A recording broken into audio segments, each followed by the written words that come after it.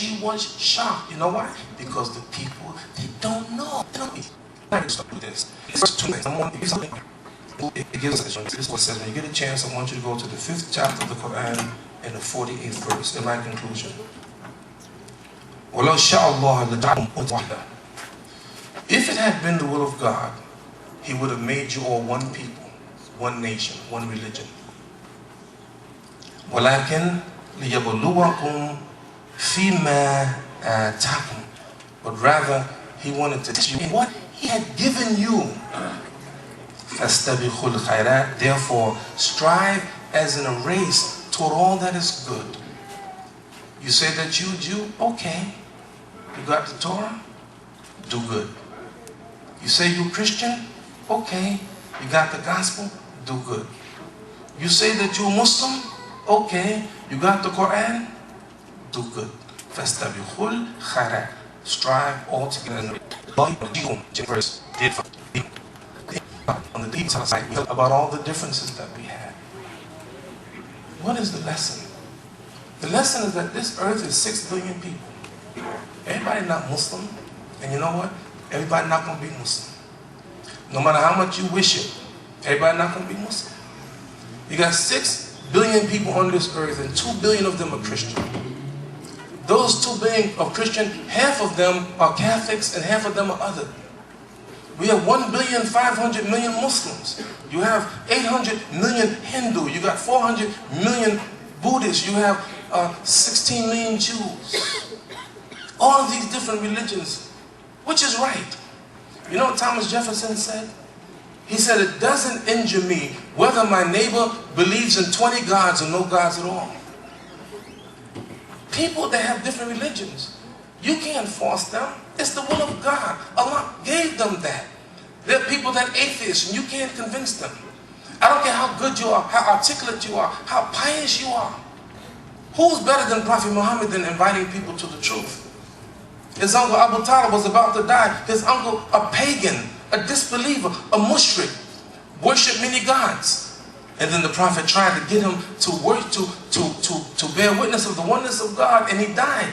And then the Prophet was sad, and Allah revealed, إِنَّكَ لَتَحْدِي مَنْ أَحْبَبْتَ وَلَكِنَ اللَّهَ يَهْدِي مَنْ يَشَاءُ. You can't guide whom you love, but God guides to the straight path whomever He wills. And that woman said, oh man, he said, you know what, my grandson, we just can't get him straight. And I said, it's not just your grandson, it's the Muslims' grandsons and daughters, it's the Christians, it's the Jews, it's the everybody. Because that's why Allah made it. He made this earth, He made you to be free, to express yourself whatever religion you want to be. And you don't condemn the people.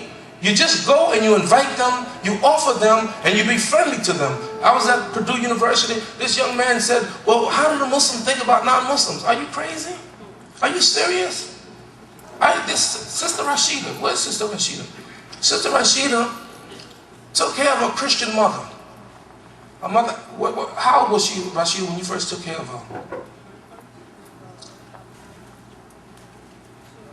91, 92 years old. Took her into her house, a Christian, and took care of her mother.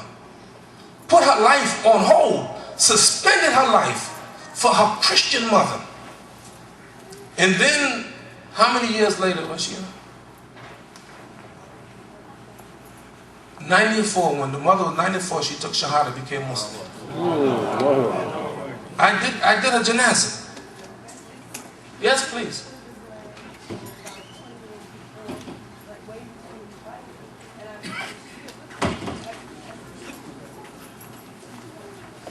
Yeah. Omar, your mom, what was her name before? Olivet. Huh? Olivet. Olivet, right? The last name? Thompson. Thompson. Olivet Thompson. She came to this masjid, I'll never forget. It's his mother, Abdul Shakir's mother. She came here. One year we had some classes for people who want to learn about Islam. She came with her Bible every week and she challenged us. Every time we said something, well, the Bible said this, the Bible said that. Am I right, man? And she was strong too.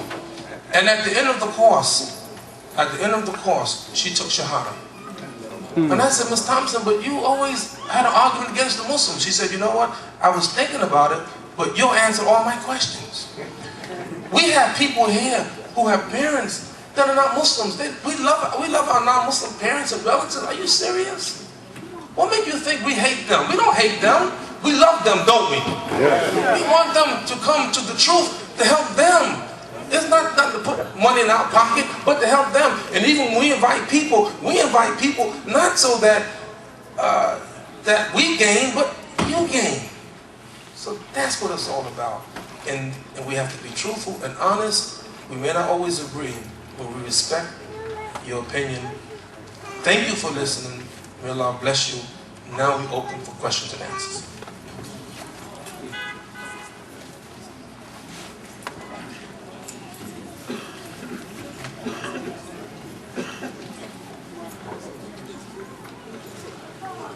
We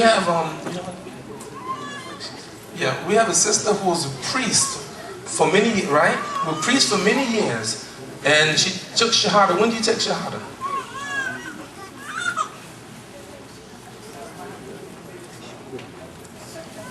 About 6 months ago, she took Shahada. A priest. He said, how old are you? I don't ask a woman how old they are. That's what he wants to know. 82 years old. Huh? Alhamdulillah. Well-known Methodist minister. You see, brother and sister, it's all about, you don't have to browbeat people. You have to beat people. You know, the Prophet, peace and blessing, his wife Aisha said, Quran, the character of the Prophet was the Quran. Just be like the Quran. And you will see, some people come to Islam, other people won't. And that's our test. Questions? Yes. Statements, questions. Yes, ma'am.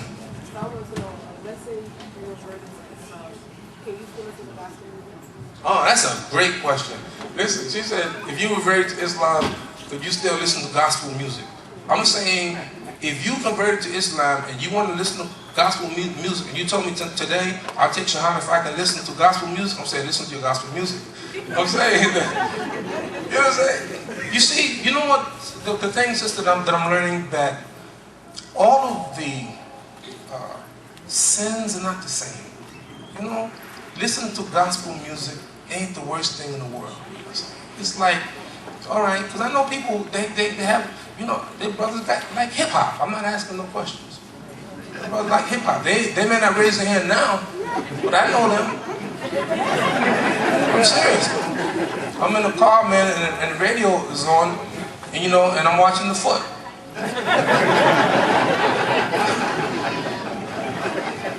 So, one of the things, my mother loved gospel music, and we grew up in gospel music. And one of the things that you always want to be careful of, sometimes people don't listen to the words. And some of the words can be absolutely against God. So you just want to be careful. You know, again, to me that should be a deal breaker. You know, you won't find Muslims listen to a lot of gospel music. And then let me tell you another thing too, which is important about Islam. We are not a kind of people, we should not be a kind of people that's like sneaking around, see what you're doing in your personal life. That's your, you know what I'm saying? What you do in your privacy. I'll give you an example. I'll prove it to you, right? Here's a man who came trying to confess to the Prophet of Allah that he committed adultery. You know what the Prophet did? One time he says, لَعَلَكَ قَبَلْتَ, maybe you just kiss. Or لَعَلَكَ قَزَمْتَ, maybe you just winked. Or لَعَلَكَ نَظَرْتَ, maybe you just looked. He's trying to discourage him. And so when people came confessing, he would turn his head. He's not trying to hear that. We're not trying, you know what I'm saying? It ain't that kind of thing. Even adultery, and people, they say, you know, Islam is so strict, you know, because they have stoning to death. Believe it or not, stoning to death for adultery is not in the Quran. It is in the tradition of the Prophet, peace and blessing be upon him. But when the Jews came to him, he said, مَا تَجِدُونَ فِي كِتَابِكُمْ, what do you find in your book? So the book of the stoning is in the Torah, is in the Injil. Stoning is there, it's not in the Quran.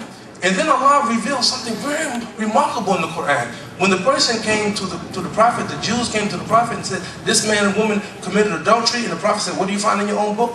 You know what Allah revealed in the book, in the Quran? كيف يحكمونك وعندهم التوراة فيه حكم الله How do they come to you for Muhammad? How do they come to you for judgment? And they have the Torah with them. And in the Torah is the commandment of God.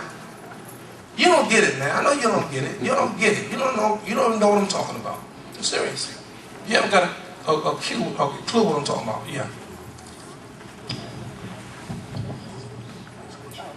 All right. Questions? Yes, ma'am.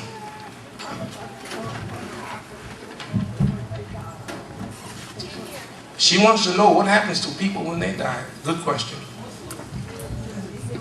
What happened to Muslims when they die? She's serious, man. I'm one of you now. What happened to us? We believe that first of all, kullu nafsin dha'iqatul maut, every soul shall die. And we believe that when we die and go to the grave, when they do the funeral, the person that's deceased can actually hear the footsteps of the people walking away. And at that moment, an angel will come and question us about our faith. Question us about our faith.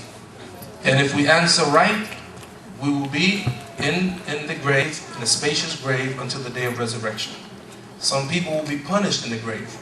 We believe that some people will be punished in the grave, but if we are faithful and God is merciful to us, we'll have the sweetness of being in the grave until the day of resurrection. Would you want to use the mic for question? Okay, she don't want to use it, but go ahead.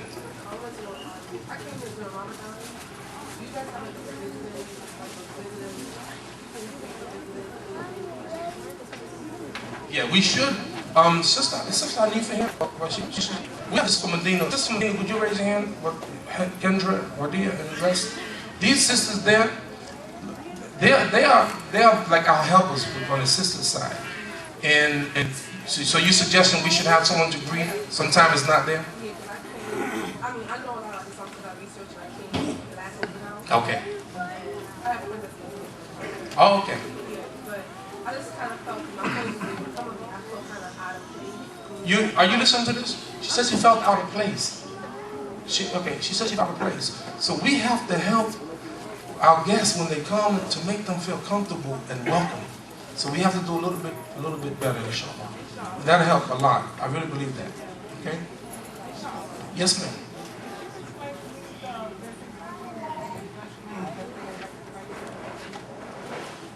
So basically, when you say the day of judgment and resurrection, you mean the same thing.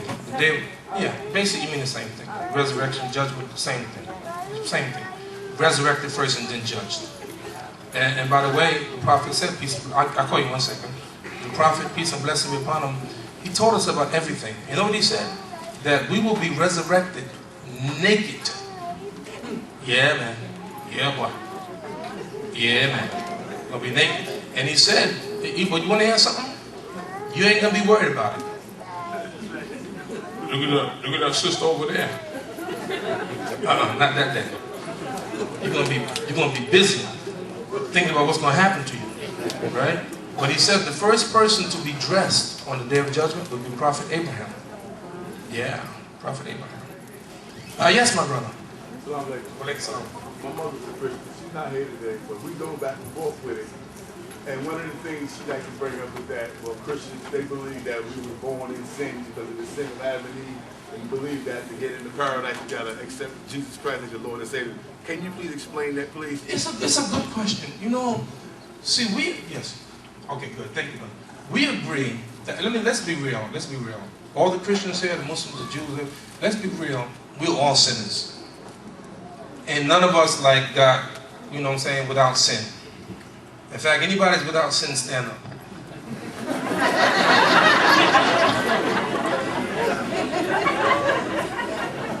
You got one standing up. Operating the camera. I'm half standing. You know what? I told one of my students. I told one of my students what the Prophet once said, and when I said it, she said, "Imam, that's dangerous." What I said was dangerous, and I said the Prophet said that If we were people that didn't commit any sin, Allah would remove us